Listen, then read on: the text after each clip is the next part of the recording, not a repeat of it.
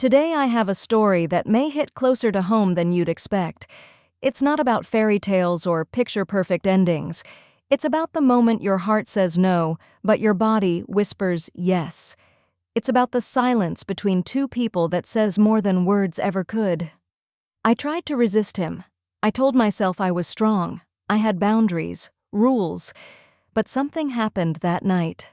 And in just one glance, everything I thought I controlled betrayed me. If you've ever faced a temptation that shook your soul, stay with me. This isn't just a story, it's a confession. I told myself it was just another meeting, just another man I had to work with. I had built walls high enough to block any trace of desire. I thought I could control myself. I thought I was still that woman who could walk into a room and not care who looked at her. But the moment his eyes met mine, something shifted.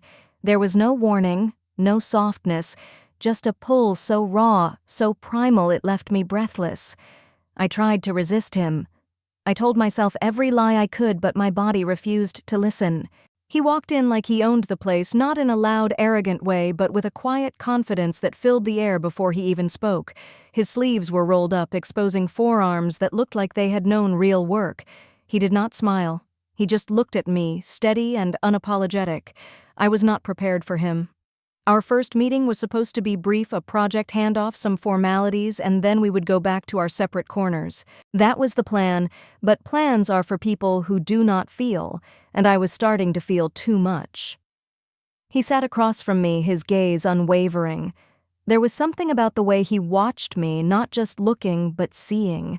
It made me uncomfortable and alive all at once. I cleared my throat, tried to focus on the documents in front of me, but my fingers trembled slightly. He noticed. Of course he noticed. "You are not what I expected," he said, finally breaking the silence. "And what were you expecting?" I asked, forcing my voice to stay even. Someone colder, less human. I should have been offended. Instead, I felt seen, exposed in a way I had not been in years. I had spent the last decade perfecting my armor. Professional, composed, unreachable. But his words poked through it like they had been made for the cracks I did not even know were still there. We kept working. Hours stretched longer than necessary. Our conversations drifted from timelines to travel, from strategy to scars. He never asked directly, but he listened like he already knew I had been through something. Maybe that is what made me stay in that room longer than I should have.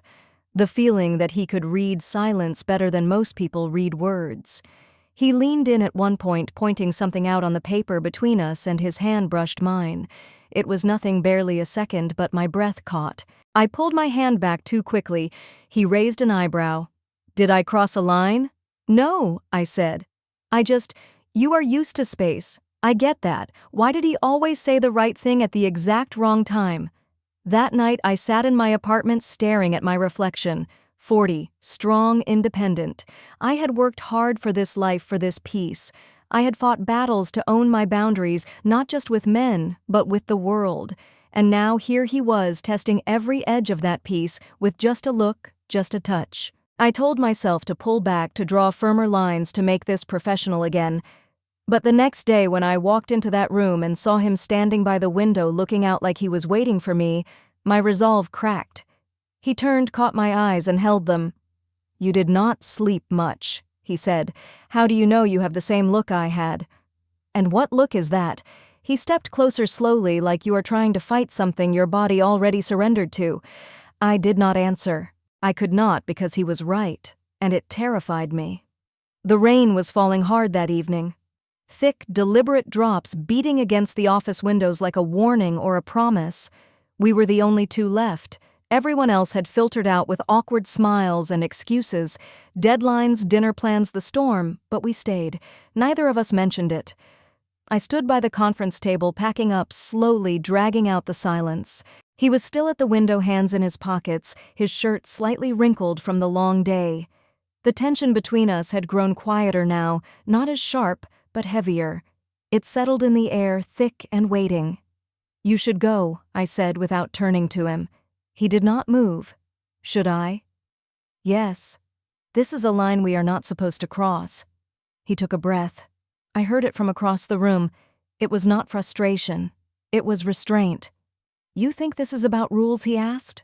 "It is about control," I replied, "and I am not willing to lose mine." He finally turned to face me. "Then why are you still here?" That question cut deeper than I expected, because I had asked myself the same thing repeatedly. I should have left hours ago. I should have never let this get this far. I should have ignored the way his voice settled into my skin, the way his presence felt like gravity.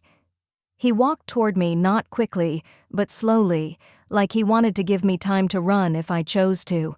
I did not move. "You do not trust yourself around me," he said. "I do not trust how I feel when you look at me." He stopped just in front of me, close enough that I could feel the heat radiating from him, but far enough that I could still choose to step away. My heart pounded not with fear but with something far more dangerous. "What I will not touch you unless you ask me to," he said gently. His voice was a low hum, not demanding, not pushing, just offering. And somehow that was worse because the choice was mine now, and that was terrifying. I looked up at him, my breath shallow. His eyes were steady, patient. I could walk away. I could pretend none of this ever happened. I could return to my controlled world, to the silence and structure I had built so carefully. Or I could fall eyes open, walls down. I reached for him slowly, deliberately. My fingers found the edge of his shirt. I pulled him closer. He responded instantly, his hand sliding to the back of my neck, his mouth finding mine with a hunger that had been restrained too long. It was not rushed. It was not frantic. It was slow, painfully slow, like he was mapping me, learning every hesitation, every surrender. His kiss was not a question. It was a knowing. I gripped his shirt tighter as his hands explored the shape of my back, my waist tracing lines only a man who knew restraint could draw. There was no fumbling, no urgency, just intention, and I hated how much I needed it. He pulled back for a moment, resting his forehead against mine. We were both breathing hard, but the silence between us pulsed with something deeper. "This is not a game to me," he whispered. "I know," I said. "Then say it." I looked into his eyes, the kind of eyes that waited not for permission but for honesty. "I want you," I said, my voice barely above a breath. "But I am afraid of what that makes me." His thumb brushed my jaw, anchoring me. "It makes you real." And in that moment, standing in the half-dark with thunder outside and a storm inside me, I let myself feel what I had spent years denying: desire, need, the ache of being seen, and the quiet betrayal of a body that had always obeyed until now. The night did not end with that kiss. It unraveled slowly, like a secret neither of us had the courage to name, yet both of us were already living. We stayed in that office long after the rain had stopped. I sat on the edge of the couch, legs crossed, arms wrapped around myself, as if trying to pull back the version of me that existed before him. He stood near the bookshelf, silent, his presence filling every inch of the room like it always did. I had let myself feel something raw, and now I was retreating, terrified of what it meant. He walked over, knelt in front of me, and gently touched my knee. "Are you regretting it already?" he asked, his voice slow. "No," I said quickly, "not the kiss." "Then what?" I could not look at him. My eyes dropped to the floor.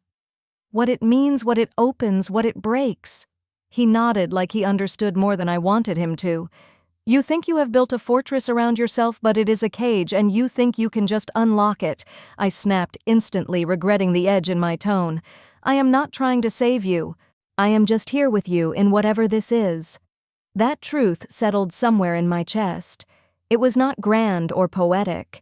It was simple, present, dangerous in its intimacy. "I spent years keeping things neat," I whispered.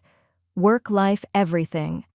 And you, I am the mess," he finished for me. "No, you are the truth. And I do not know what to do with that." He leaned closer, his hand now cradling mine. "You do not have to do anything. Just stop fighting yourself." But that was the hardest part, because deep down I wanted more. Not just his touch, not just the heat of that night. I wanted the way he looked at me when I was too tired to fake strength. I wanted the stillness in his voice when my mind raced. I wanted to collapse into someone who would not ask me to explain my fears before holding them. but I also feared it would not last, that reality would come knocking, and everything warm and tender between us would turn cold and transactional again. He seemed to read my mind. "You are waiting for the fall, are you not?" I swallowed. "There is always a fall. Maybe, but not every fall breaks you." That silence that followed was heavy. "Why me?" I finally asked. "You could be with someone less complicated." He smiled softly, brushing a loose strand of hair from my face. "Because you are complicated. Because you feel everything and hide it behind your quiet strength. Because when you laugh, really laugh, the room changes. And because when you look at me, you do not see a man trying to impress you. You just see me." Tears burned behind my eyes, not because his words were sweet, but because they were true. And I had spent so long being unseen that I did not know what to do when someone actually noticed. "You make me want to believe in something again," I said. He leaned forward, kissing my forehead this time, soft, lingering, reverent. "Then believe in this, in the small moments, in the way your body leans into mine, even when your mind resists it. Believe in that." I closed my eyes and let myself lean. Not into him, but into the version of me that I had buried under layers of logic and duty and old wounds. The woman who still craved to be known, desired, held not for what she gave, but for who she was when she was not trying to prove anything. For the first time in years, I felt the silence inside me shift. Not disappear, but soften. He wrapped an arm around my shoulder, pulling me into him, and I let myself rest there. Not because it was easy, but because it was real. And that in itself was everything I had been starving for. Realness, warmth, the terrifying possibility that maybe, just maybe, I could let go and not shatter. The days that followed were quiet, not empty, but peaceful. We did not label it. We did not need to. There were no promises made in the glow of candlelight, no grand declarations, just steady presence, kindness, the type of connection that made room for silence without discomfort. We returned to our routines, the office, the projects, the long hours. But something had changed, not just between us, but within me. I no longer shrank around him. I did not apologize for my intensity, my opinions, or my tired eyes. And he never asked me to. Sometimes he would stop mid-sentence, look at me like I was a living answer to a question he did not know he was asking. And every time I felt seen one evening, we walked side by side under fading light. The city hummed around us, but I heard only the sound of his breath matching mine.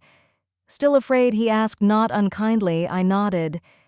"Yes, but I am also here." He reached for my hand, not to pull me, not to lead me, but to hold what I was offering. And I let him, not because I had stopped doubting, but because I had learned something far more important. It was possible to be scared and still choose softness, to still choose someone, even if only for the moment, even if only for tonight. And sometimes that was enough. Sometimes that was everything. What would you have done? Walked away, or surrendered to the moment? Some say what happened was weakness. Others call it fate. But maybe, just maybe, it was honesty in its rawest form. Because sometimes the heart and body speak truths our minds are too afraid to admit. Was it betrayal? Or was it finally choosing yourself over rules written by others? That's where this story leaves us, with questions only you can answer. So tell me, was she wrong or just human? Drop your thoughts in the comments, especially if you disagree. Let's talk about it. Follow me so I'll have more motivation to create even deeper stories, or encourage me by pressing number 1.